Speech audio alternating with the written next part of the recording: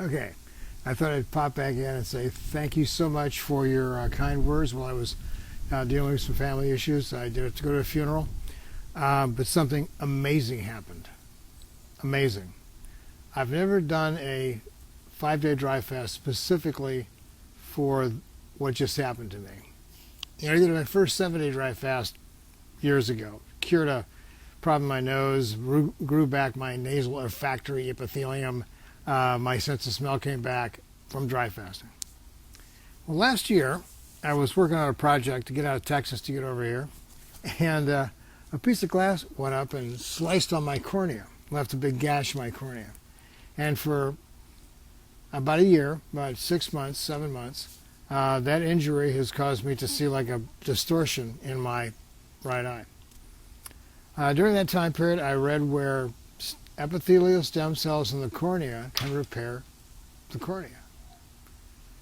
And I thought, well, geez, that sounds pretty good. So I took a lot of resveratrol, took a lot of polyphenol plus, took a lot of stem cell regen, because your stem cells are guided by your immune system cells in this synergistic chemical lock to guide them to where they need to go. Same thing happened in embryogenesis.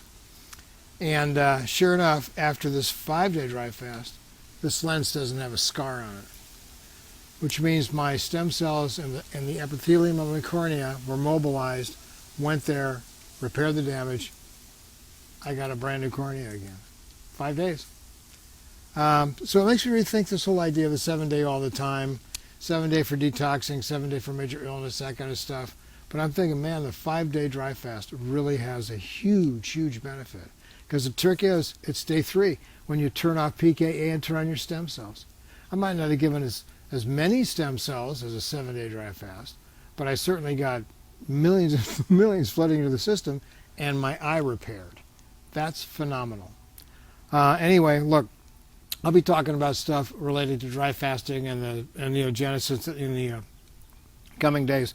One is the idea of a carnivore diet, not strict carnivore, eat a little bit of stuff, but mostly it's just meat, because you can get into a ketotic state while eating.